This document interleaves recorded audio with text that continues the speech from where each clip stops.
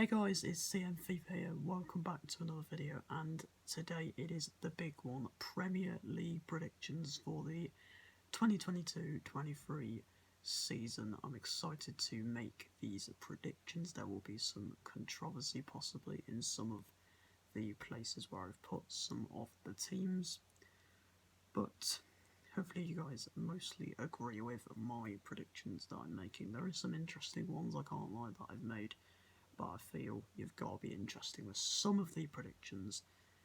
You don't just want to be boring for every single position, right? So, when I get into the predictions, do like in the video if you guys are excited for this one. So what we're going to do is we're going to go from bottom of the table to the top.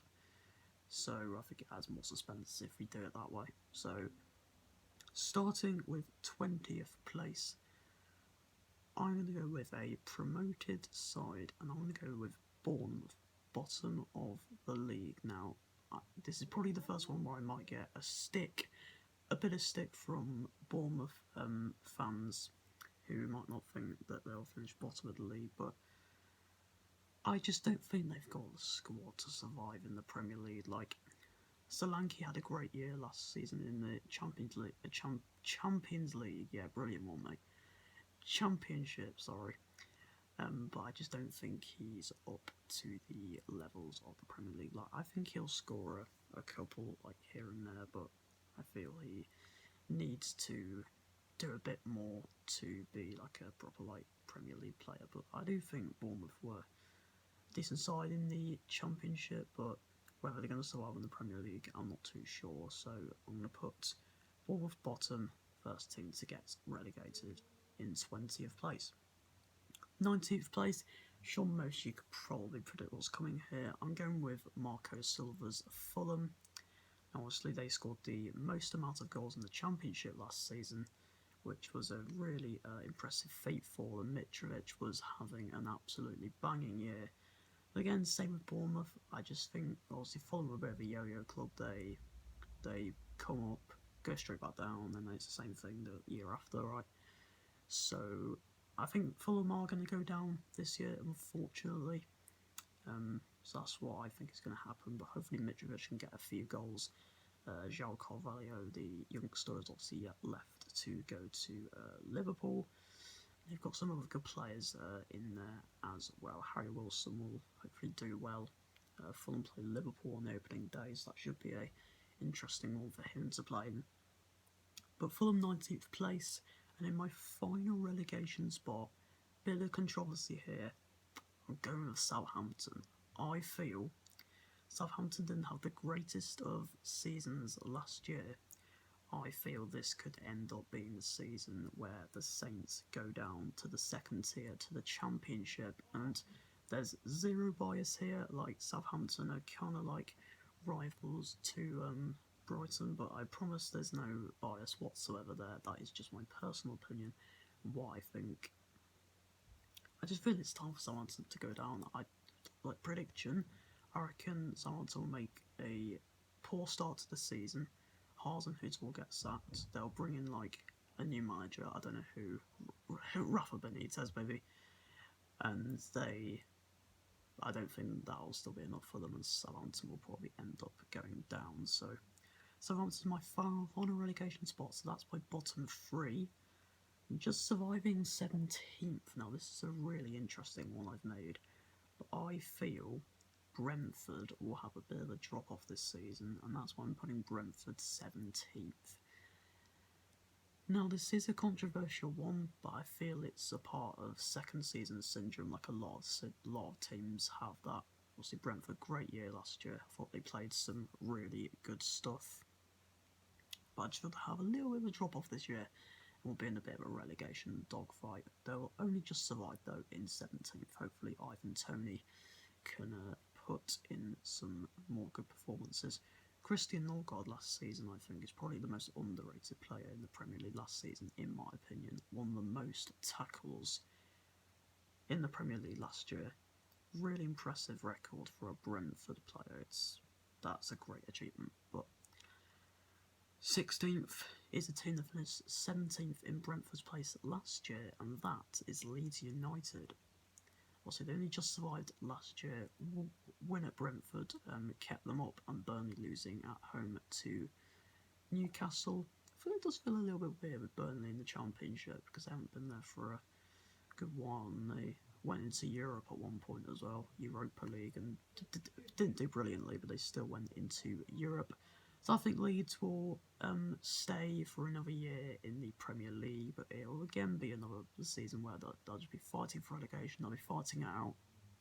But in the end, Jesse Marsch and his men will do enough to survive, I think. Well, unless he leaves, Rafinha, I think, will have another great year. Obviously, he's linked with Arsenal, Barcelona, so he may leave, but if Rafinha stays at Leeds, he's going to have another great year and help them stay up in the Premier League. So just above them in 15th, I'm going with Frank Lampard's Toffees, Everton, alright?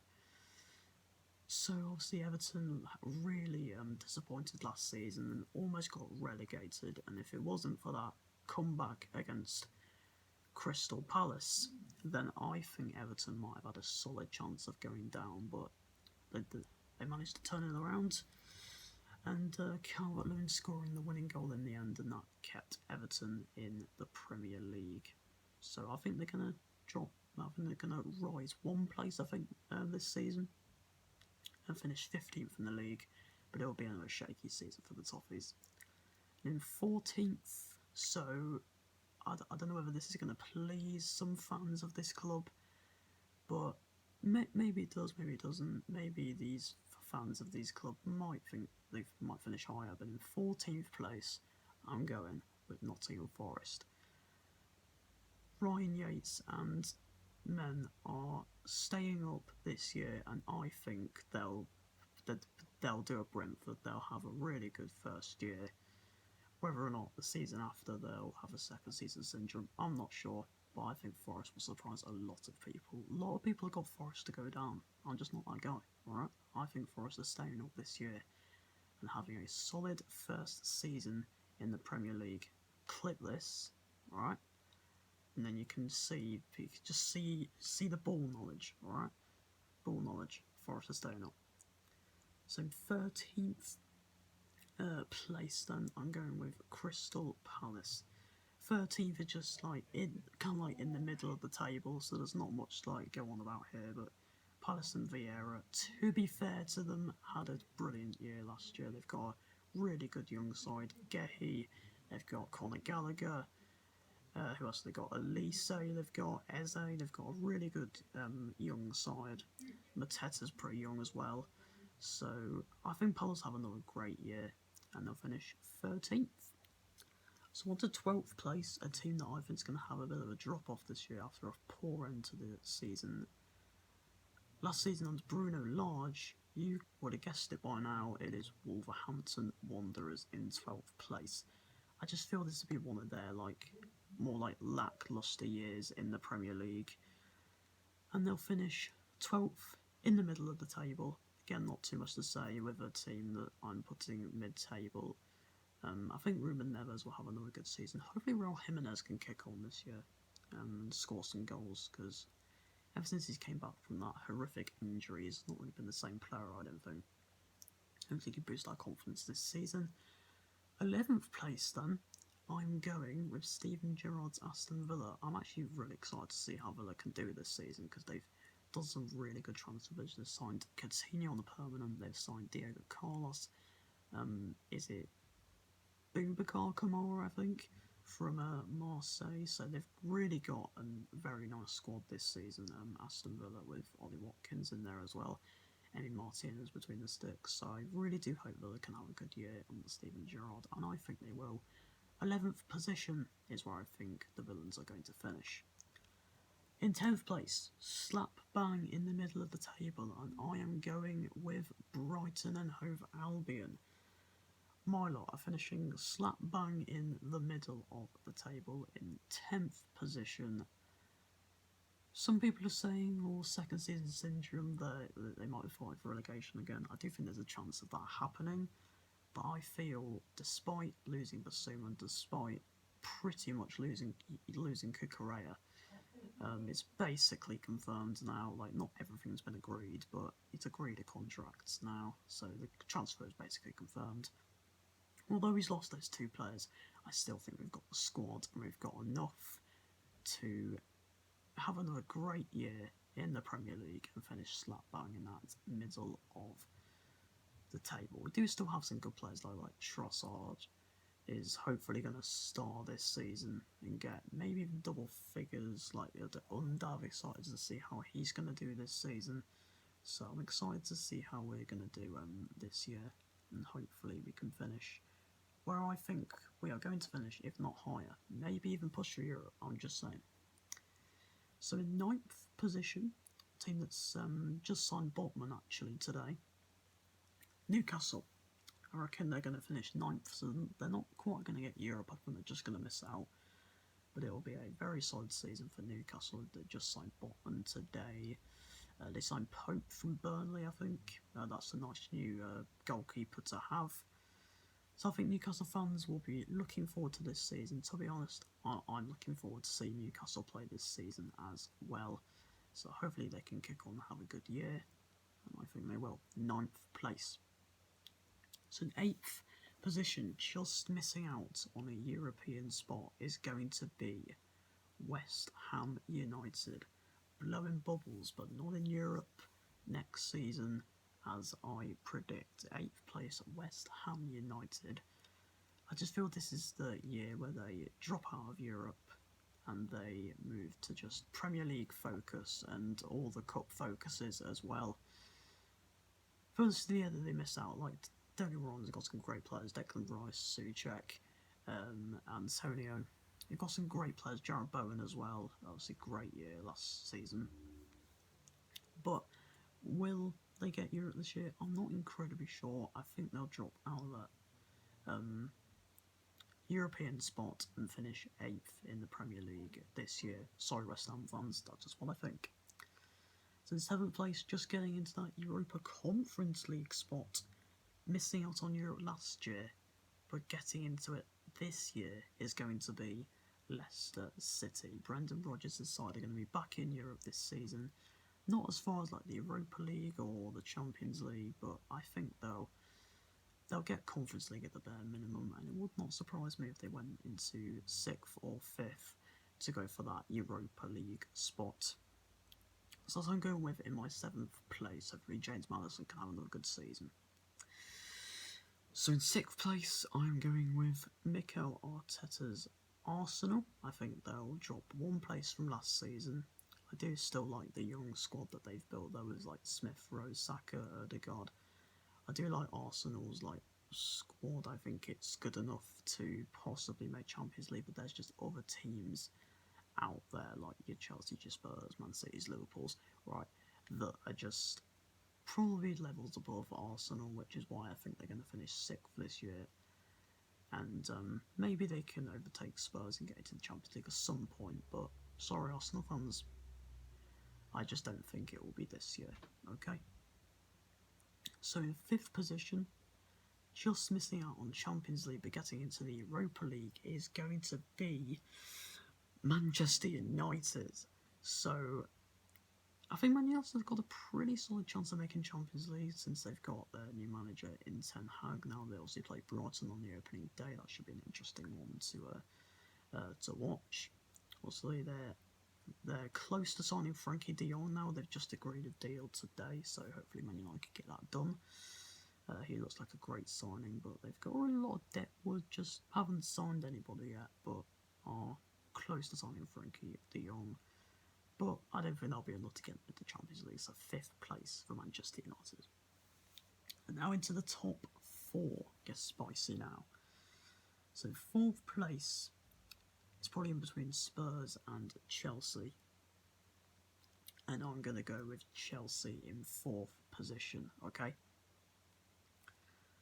So I think Chelsea won't have the greatest of years this year. That is just what I think.